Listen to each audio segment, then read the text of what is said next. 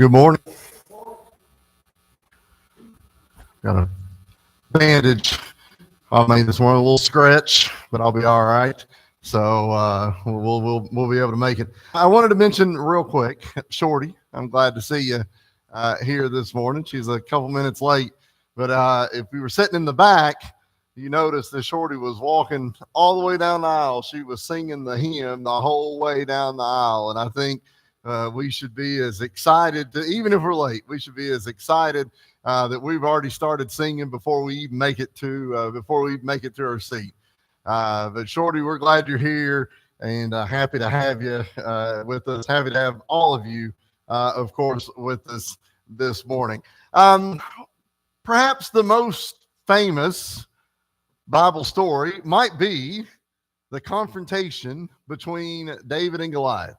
And I say that not because that there's any sort of fame ranking, but I think it might be the most recognized by people who have no religious maybe background or interest at all. Even non-religious people are familiar with the story. We use the David and Goliath concept to talk about an underdog, right? You know, a surprise winner, perhaps it was. We use it to talk about when you find a weakness in something that maybe seemed all powerful. We use it in a discussion where maybe an unconventional tactic was used in battle or something like that. And so the concept or the idea of David and Goliath is one that you could probably walk up and down the street outside of here today and get a pretty good description of the story from almost anybody that you come into contact with. And I think it's significant because the story goes beyond just courage or boldness. Now, I think it's a story of faith, and we're going to look at that here today. And it's a story about how God's power is greater than our power. God's strength is greater than our strength. It's about obedience. And we'll see that with David in this story this morning.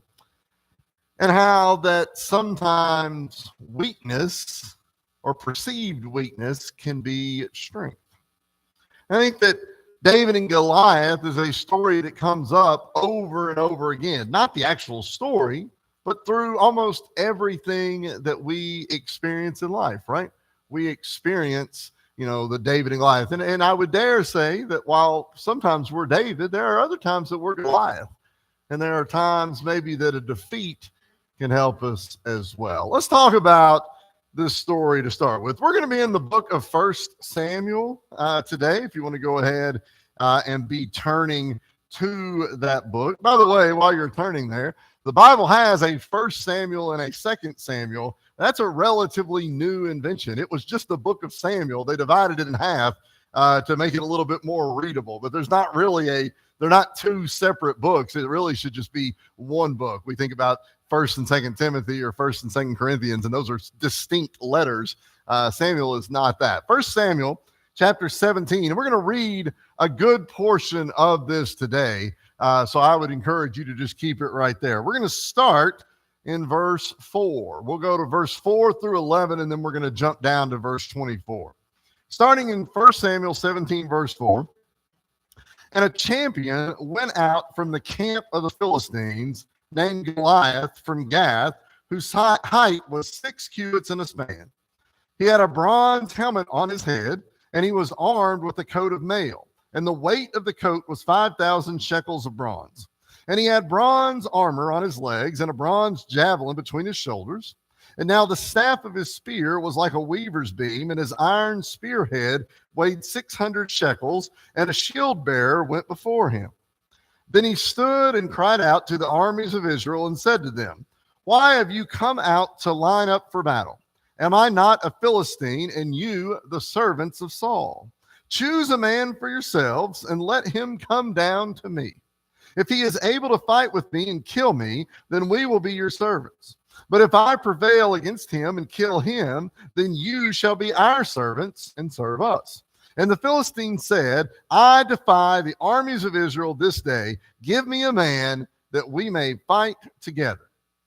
Verse 11, when Saul and all Israel heard these words of the Philistine, they were dismayed and greatly afraid. We'll stop there for just a second because verse 11 says, when Saul and then the rest of Israel. And remember that Saul is the king. Let's skip ahead to verse 24. And all the men of Israel, when they saw the man, and were dreadfully afraid. How many of you have ever watched a movie, maybe a scary movie, and the scary character is sort of in the shadows? You don't ever actually see the character, right? And so like there's this foreboding, there's this presence that's going to be there at some point, right?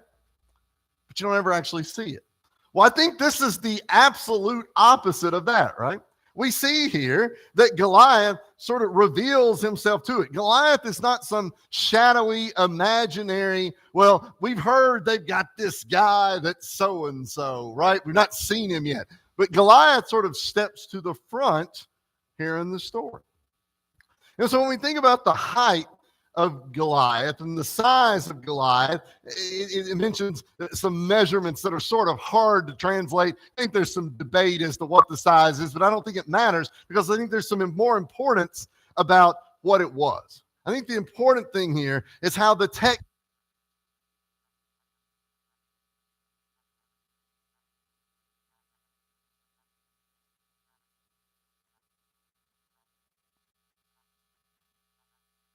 of Goliath. And so when we see that, sorry, my cord got hung up here. So when we see the size, the voice, the confidence, there is an intimidation factor in Goliath. I think Goliath is using that to his advantage, right? And it's not like somebody else is saying, here's this character. No, he steps out to the front. And in a word that we would use today, it's almost like a taunting, right? It's not what he says, but what he's really saying is, you don't have anybody that can beat me, but send somebody up. Pick one, and we'll see how it goes. I think for us, giants from this story are not always people, right? I think giants can often be something else. Circumstances can be a circumstance that we're facing, an issue that we're facing, that can be a giant in front of us. Temptation can be a giant. Grief can be a giant. Responsibilities can be a giant. And you might say, well, I don't know what of these that I have, but I don't know that I'm going to see this 7-8 foot tall. No, you're probably not going to see that. But there are sometimes that we see giants in our lives, right? And giants that are blocking the path. And it's easy to say, I don't know if I can handle that. Psalm 27 and verse 1, it says, the Lord is my light and my salvation. Whom shall I fear? The Lord is the strength of my life. Of whom shall I be afraid? And so when we look at that verse, we can say, okay, well, there are giants, there are issues that face us, but I shouldn't be afraid. This challenge that Goliath puts forth, it seems to cause the whole nation to tremble, right? Can fear be contagious? Fear can be contagious, right? The way that we use the word contagious is almost always with the disease. If somebody comes to church with some kind of illness, it's possible there may be a handful of other people that get it because it's contagious. Fear is not a disease, but fear can be contagious as well. If the person sitting beside you is scared to death, it doesn't take much for you to start getting worried as well, even if you don't have a clue what there is to be worried about. Fear can be contagious. And fear becomes contagious when we lose sight of what God has promised, right? What God has promised us, discouragement then spreads quickly if we forget that. How many times in the Bible do we see the lose complete sight of everything God has done for them? If you've been here once on Wednesday night in the last 2 months, you've seen it every night, right? They lose focus on what God has promised them. But I think it's important to note that in this verse 11, 1 Samuel 17 and verse 11, even Saul, the king, was a little nervous. And you would think that Saul, the king, is going to be the first to respond. Well, get behind me. I'll take us into battle. But it seems like Saul is as nervous as anybody right here. Fear had paralyzed even him. And I think this fear sort of exposes a weakness. And the fear exposes weaknesses in us as well. Sometimes God permits overwhelming challenges for us, right? Challenges that can be difficult. Psalm chapter 60, verse 10, it says, "For you, O God, have tested us." It says, "You have refined us as silver is refined." It's hard to get better if you're not tested. Dad and I were talking the other night about a football team, and Dad said, they don't ever play hard games, and when they play a hard team, they always get beat. Well, if we don't ever have any hard situations in our life, how are we going to shine through when they come, right? There needs to be some Goliaths in life, or otherwise we're not going to know how to handle it. We can't choose when the giant appears, but we have to choose whom we'll trust when the giant does appear. Every situation that you can think of, when we go back to that a minute ago, when we think about grief and we think about responsibilities and we think about all these different giants that we face, almost every one of them came out of nowhere. You got up one morning and you said, I'm going to work, or I'm going to do this, and something happened, right? It was up, we got to be ready for it. Now, I'm not saying that we're going to be ready to solve everything, but we have to be able to trust in God that we'll be able to get through it. Faith didn't come when the giant fell down. Faith was there when the giant appeared. And that's a real important thing to consider. Let's go a little further. 1 Samuel chapter 17. I'm going to split this into two parts, but we're going to read verses 32 to 37 right now. Then we're going to tack a little bit more onto it after that. 1 Samuel 17, starting in verse 32. And we skipped a little bit because you get a little bit of background, a little bit of story, but let's go to verse 32 right here. It said, "Then David said to Saul, 'Let no man's heart fail because of him. Your servant will go and fight with this Philistine.'" So David is saying in verse 32, I will go and fight. Verse 33, "And Saul said to David, 'You are not able to go against this Philistine to fight with him, for you are a youth, and he a man of war from your youth.'" And so what Saul looks at him and says is, he says, here's a big giant and here's you, right? And Saul is looking at this the same way we would size up a boxing match, and we would say, there is no way that this person can beat that person. Now, truthfully, Saul probably makes a pretty valid point here when he's looking at size. But Saul is looking at this through his own eyes, and he's not got God in this at all. However, David looks at it a little bit differently. Verse 34, "But David said to Saul, your servant," he's talking about himself, "used to keep his father's sheep. And when a lion or a bear came and took a lamb out of the flock, I went out after it and struck it and delivered the lamb from its mouth. And when it rose against me, I caught it by its beard and struck and killed it. Your servant has killed both lion and bear. And this uncircumcised Philistine, of them, seeing he has defied the armies of the living God. Moreover," verse 37, David said, "The Lord who delivered me from the paw of the lion and the paw of the bear, he will deliver me from the hand of this Philistine." Because David says, first of all, you're making a judgment about me that you don't know. He says, I've been in some stuff, right? David says, I had a job taking care of sheep, and there are all kinds of trouble. Nobody who's ever a shepherd said, boy, I hope a lion or a bear shows up today and takes one of them, right? But they woke up and there it was, and they got to deal with it. He says, I've been in this stuff. I have handled this. He sort of shoots Saul down pretty quick right there. Let's go back to verse 37. "And Saul said to David, go, and the Lord be with you." And I read that as Saul saying, well, you're about to go die, but God be with you as you go, right? We'll come back to that here in just a second. David's not stepping forward blindly here. David remembered God's past deliverance. If you go to Psalm 103, verses 2 to 4, it says, "Bless the Lord, O my soul, and forget not all his benefits, who forgives all your iniquities, who heals destruction, who crowns you with loving kindness and tender mercy." What he's writing there in the Psalms is he's saying that God takes care of all of that. He's remembering what that is. Past experiences should be the foundation of future confidence for us. Do we let it be? Do we say, I've been through this before? Are we ever the David and we say, look, I've had to take the staff and hit the giant across the head. I've had to beat the lion. I've had to beat the bear. I've been through some stuff before. Do you say that? Do we think that? Or do we just automatically become Saul and say, well, can't beat this? No, maybe you've not had to beat cancer, but you've had to beat some stuff in your life. We've had to go through some stuff. We can't just say these past 30 or 40 or 60 or 80 or 100 years have been for naught. We've gone through some stuff, and God's been there with us.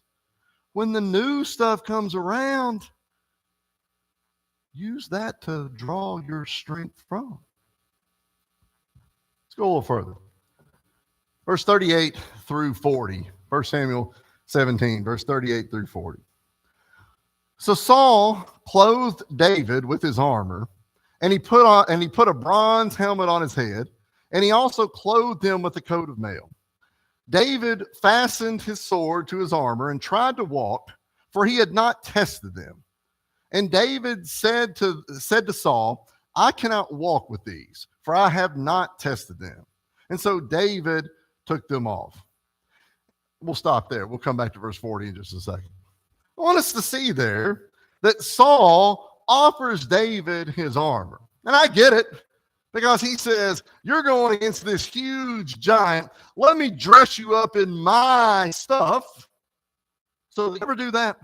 Do we ever see somebody who's suffering from something, who's going through something, and we say, I'll tell you what I would do? Do you ever do that? You ever had somebody say that to you? Here's what I would do. I got to admit, I struggle with this. When I see somebody going through something, here's what I do. I got all the answers, right? I can solve it just like that. My armor may not fit you. Just because it would work for me doesn't mean it would work for you. I can't take my armor off and put it on you. David put it on. He said, I can't wear this. David knew right then, I'm going to be walking up to I'll be dead in 10 seconds, right? I'm not ready to fight wearing this. Doesn't mean that we don't offer. But if somebody's struggling, sin, grief, fear, response, all those things we talked about a minute ago, if our only advice is what we would do, don't be surprised if it doesn't take and if it doesn't work. Saul said, put this armor on. He's already forgot that David said, God's been with me this whole time. I wasn't wearing your armor when I was fighting the bear and the lion. I don't need it right now. 2 Corinthians chapter 3 and verse 5 says that not that we are sufficient of ourselves to think anything as being from ourselves, but it says our sufficiency is from God.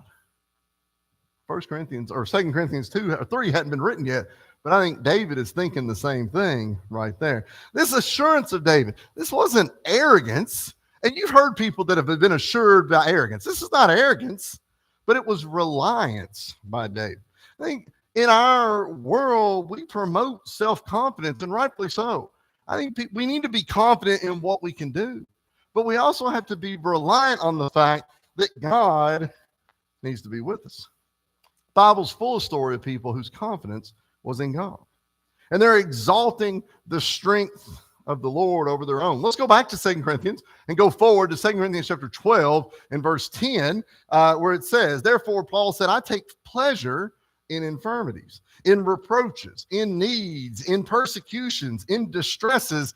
He said, I take pleasure in those things for Christ's sake, because he says there at the end, for when I am weak, then I am strong. He says, when I look weak, That's what I'm the strongest. That's what David's saying right there. David said, you're misjudging me. He said, you're seeing a ruddy, small, rough-looking youth who doesn't look like he can fight anybody. But David said, I've got some experience. I've done this before. I don't need Saul's armor. Faith grows when we trust God in the small battles before we face Goliath.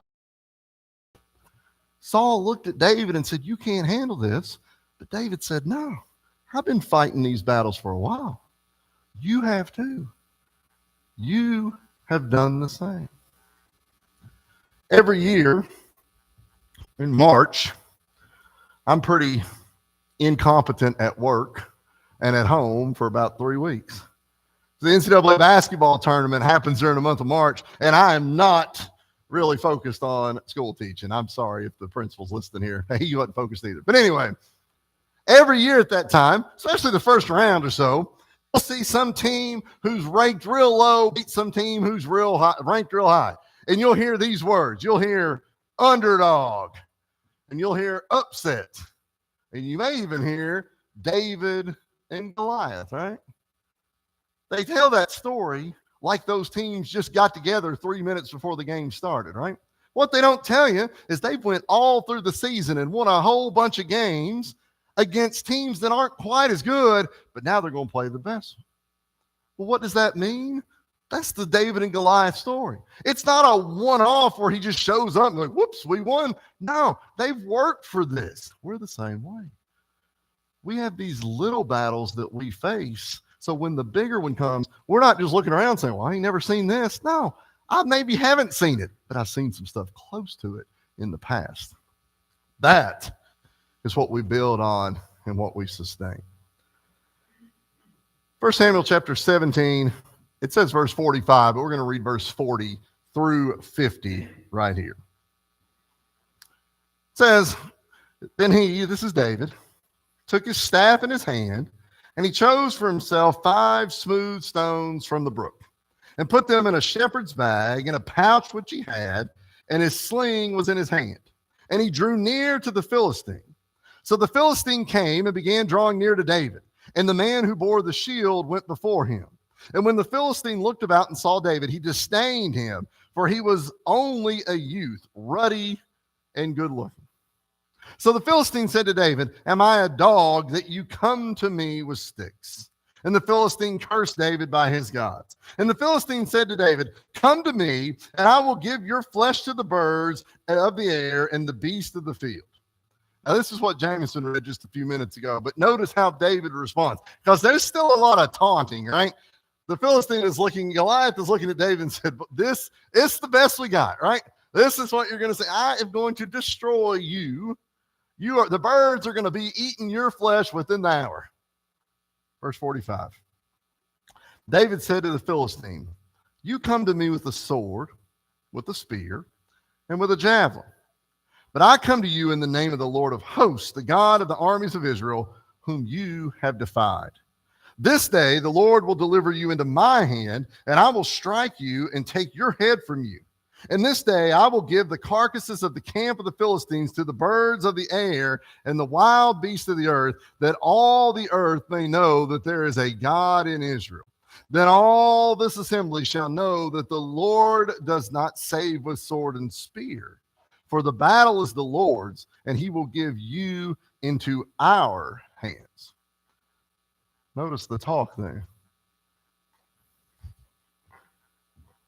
The Philistine mocks David, makes fun of him.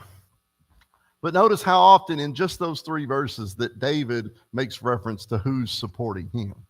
It's a big difference there between the two. Let's finish up verse 48 through 50.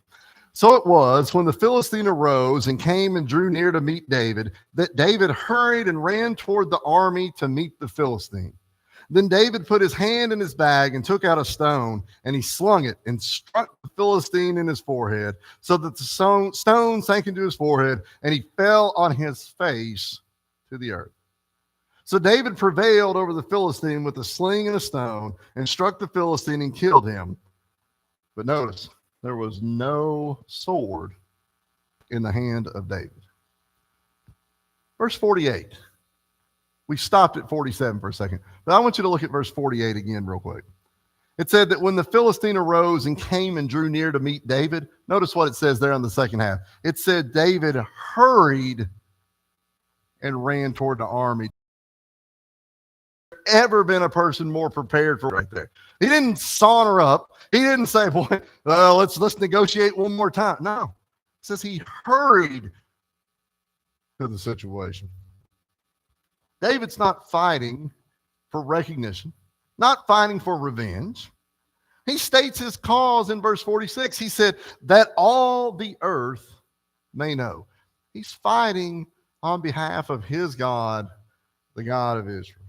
1 Corinthians chapter 10 and verse 31 tells us, whether you eat or drink or what you do, it says, do all to the glory of God. When our aim is God's glory, courage ain't going to fail. A stone and a sling would certainly be an adjutant. I'm sure there are people in here who have used a slingshot on somebody in your life before, right?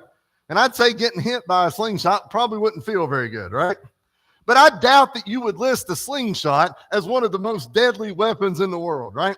I don't think the U.S. military is having slingshots made for their soldiers, right?